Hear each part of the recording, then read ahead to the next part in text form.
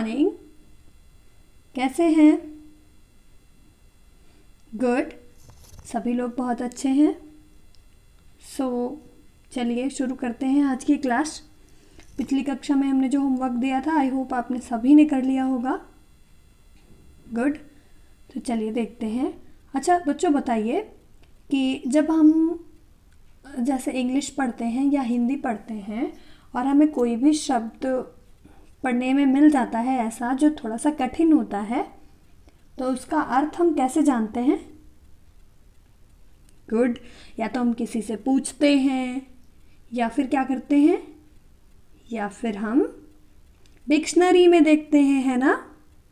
Good, तो dictionary में भी हमें उसका अर्थ मिल जाता है। सबसे अच्छा तरीका यही होता है कि हम किसी भी शब्द का अर्थ अगर हमें देखना है तो हम उसको शब्दकोश में देख सकते हैं। डिक्शनरी को हिंदी में क्या बोलते हैं? शब्दकोश।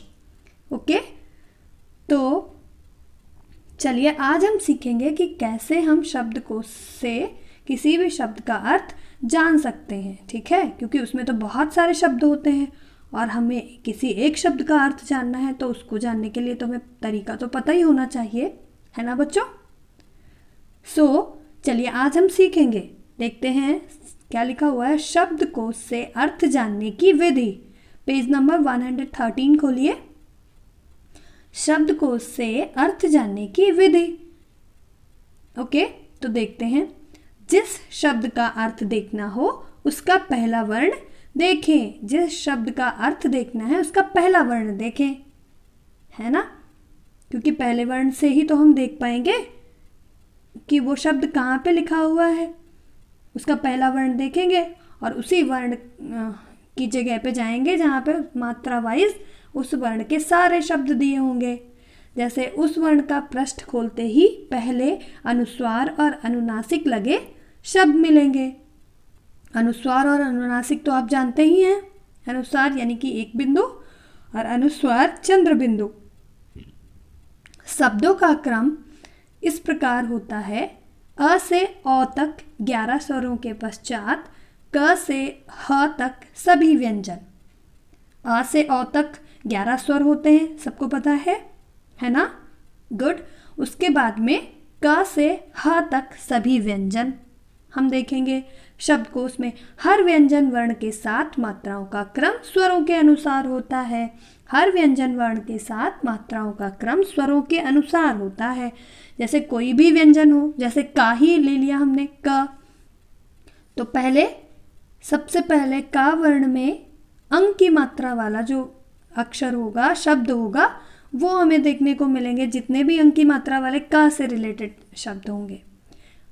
उसके बाद में चंद्र बिंदु वाले शब्द, फिर अ की मात्रा, फिर बड़ा आ, फिर छोटी ई, बड़ी ई, छोटा ऊ, बड़ा ऊ, री, ए, आए, ओ, आओ। ओके, तो इसी प्रकार से सारी मात्राओं के शब्द हमें मिल जाएंगे एक ही वर्ण के। चलिए अब हम अगला पेज खोलते हैं, देखते हैं और क्या लिखा हुआ है। देखिए, छ, त्र, ज्ञ और स्र को इस प्रकार से देखें, क्योंकि ये संयुक्त व्यंजन हैं। ओके, तो इनको कैसे देखेंगे?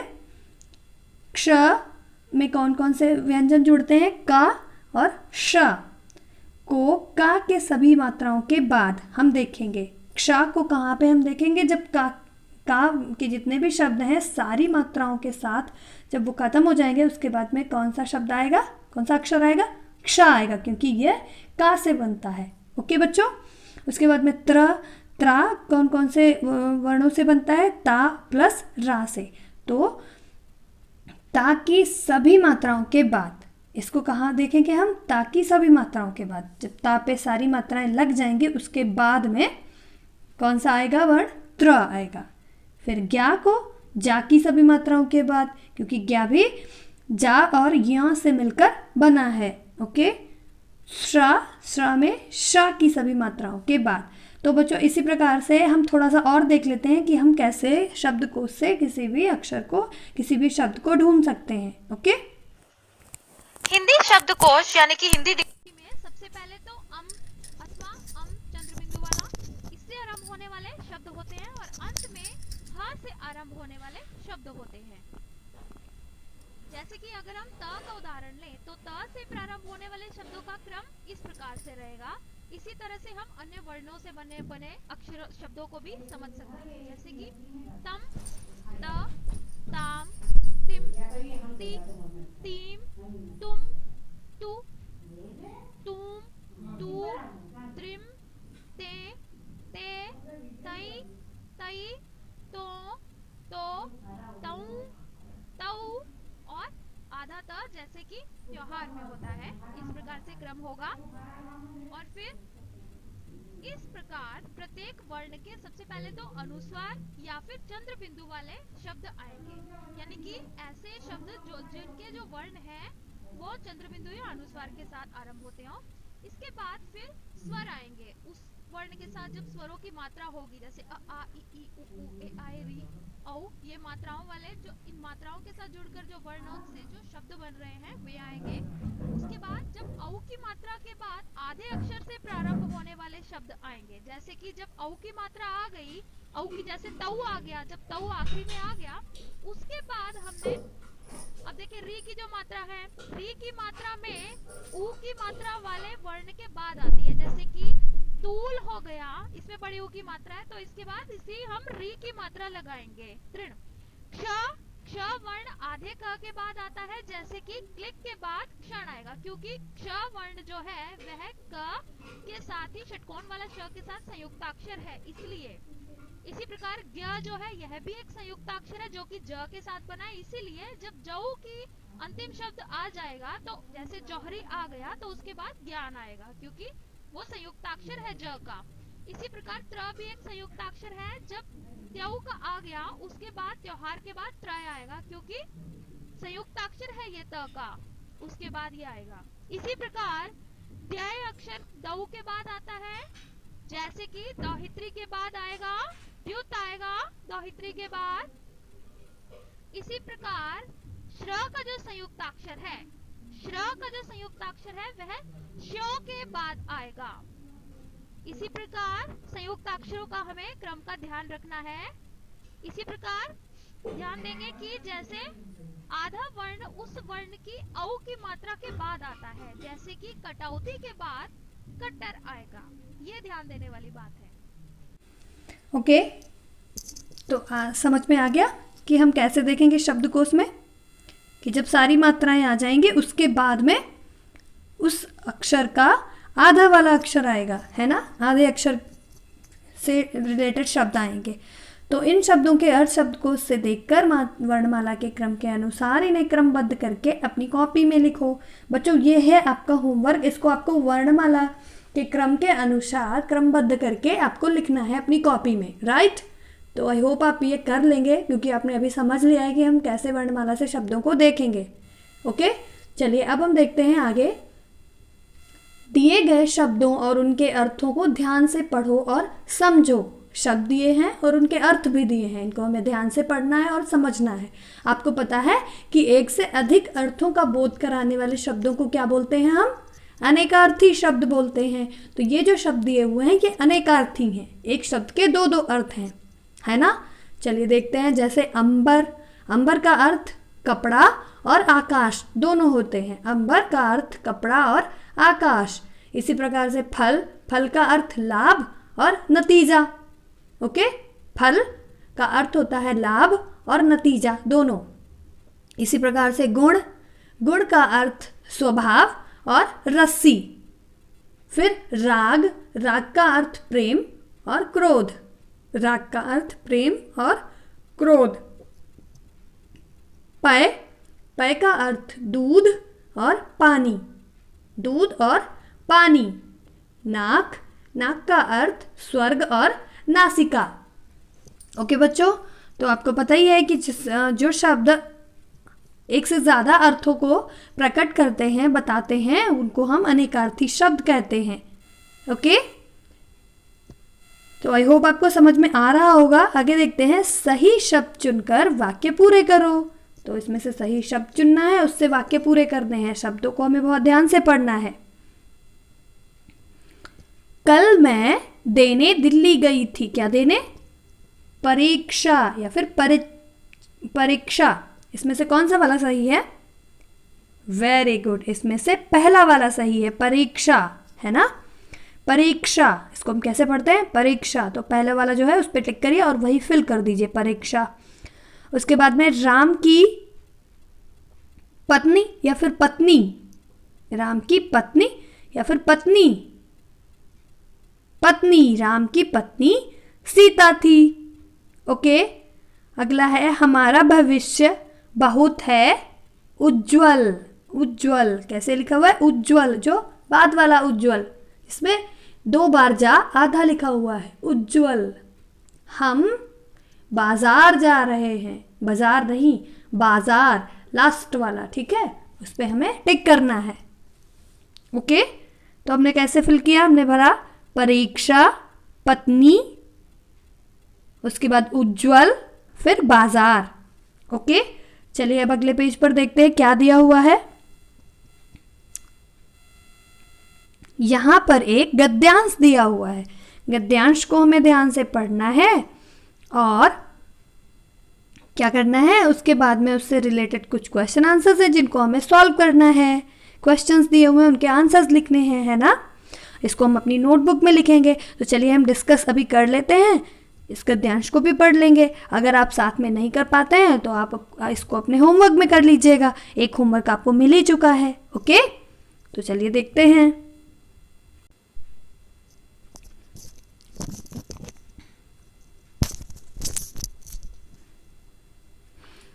देखिए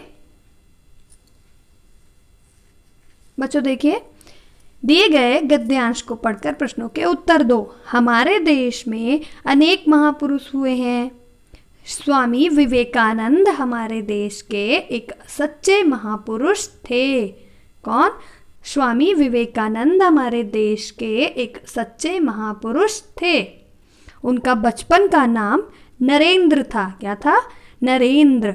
वे बचपन से ही बहुत साहसी एवं निडर थे। कैसे थे? साहसी एवं निडर। वे ईश्वर का ध्यान लगाकर घंटों बैठे रहते थे। ईश्वर का ध्यान लगाकर घंटों बैठे रहते थे। एक दिन जब वह ध्यान मग्न थे तभी एक काला सांप कहीं से आ गया। क्या कर रहे थे? वो ध्यान में बैठे हुए थे, ध्यान मग्न। तो क्या हुआ? एक काला सांप कहीं से आ गया। सभी साथी सांप को देखकर डरकर भाग गए।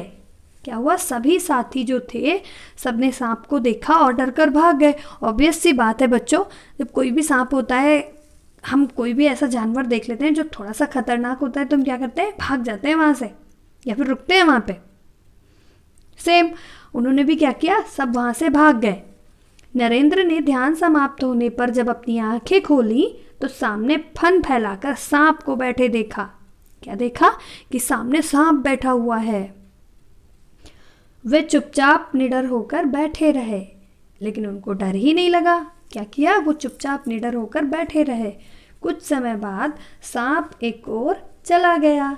सांप ने क्या किया? वो भी किसी दूसरे एक ओर चला गया, उसने कुछ भी नहीं किया। बड़े होकर वे स्वामी विवेकानंद के नाम से प्रसिद्ध हुए। पहले इनका क्या नाम था? नरेंद्र। उसके बाद में कौन सा नाम हुआ? स्वामी विवेकानंद। उनके रूप का नाम, उनके गुरु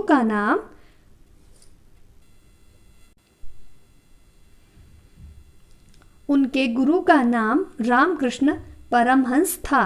क्या था? रामकृष्ण परमहंस। स्वामी विवेकानंद ने रामकृष्ण मिशन की स्थापना की थी। किसने किया था? स्वामी विवेकानंद ने रामकृष्ण मिशन की स्थापना की थी। तो चलिए बच्चों, अब हम देख लेते हैं इसके क्वेश्चंस। क्या लिखा हुआ है? स्वामी विवेकानंद कौन थे? कौन थे स्वामी विवेकानंद? स्वामी विवेकानंद हमारे देश के एक सच्चे महापुरुष थे, है ना। तो ये वाला आंसर आपको कहाँ लिखना है? आपको अपनी नोटबुक में लिखना है। अगर नोटबुक आपके पास है तो जल्दी से लिख लीजिए साथ में, और अगर नहीं लिख पा रहे हैं तो ये आपका होमवर्क हो जाएगा, इसको आपको कर ही लेना है ज़रूर। ओके, तो स्वामी विवेकानंद कौन थे? हमारे देश के एक सच्चे महापुरुष थे। फिर देखिए क्या है, उनके बचपन का क्या नाम था? उनके बचपन का क्या नाम था? कौन बताएगा? अरे वाह, सबको पता है, क्या नाम था? नरेंद्र। तो कैसे लिखेंगे हम? उनके बचपन का नाम नरेंद्र था। ओके, उनका बचपन का नाम नरेंद्र था। अगला है, वह किसके ध्यान में घंटों बैठे रहते थे? अगर आपको उत्तर याद नहीं तो आप दोबारा से इस गद्यांश को पढ़ सकते हैं। वह किसके ध्यान में घंटों बैठे रहते थे? जल्दी से पढ़ के देखिए। वे ईश्वर का ध्यान लगाकर घंटों बैठे रहते थे। तो हम कैसे लिख सकते हैं? वे ईश्वर के ध्यान में घंटों बैठे रहते थे। ओके, अगला है, सांप को देखकर सभी साथियों ने क्या किया? सांप को देखकर सभी साथियों ने क्या किया? सभी साथी वहां से भाग गए। सांप को देखकर सब वहां से भाग गए। रामकृष्ण मिशन की स्थापना किसने की थी? वेरी गुड, रामकृष्ण मिशन की स्थापना स्वामी विवेकानंद ने की थी। ओके, तो ये थी हमारी छोटी सी स्टोरी और जिसके क्वेश्चंस थे जो हमने डिस्कस कर लिए। आई होप आपने अच्छे से समझ लिया होगा और आप इसको अभी कर लेंगे। ओके, तो बच्चों ये हमारे बुक का लास्ट लेसन था, आखिरी पार्ट था जिसको हमने आज पढ़ लिया है। तो अब हम मिलेंगे आपको हमारी रिवीजन क्लास में। तब तक आप लोग खूब ध्यान से पढ़िए, अच्छे से लर्न करिए और अगर कोई भी प्रॉब्लम है इमीडिएटली आप मुझे कॉल कर सकते हैं और आप मुझे मैसेज से भी पूछ सकते हैं। ओके, हिंदी से रिलेटेड अगर कोई भी प्रॉब्लम है। ओके बच्चों, और तब तक आप लोग पढ़ाई करते रहिए, पढ़ाई पर बहुत ध्यान दीजिए क्योंकि हमें एग्ज़ाम्स में खूब अच्छे मार्क्स लाने हैं। Right, very good. तो चलिए तब तक के लिए bye and take care everyone. We will meet in the revision classes.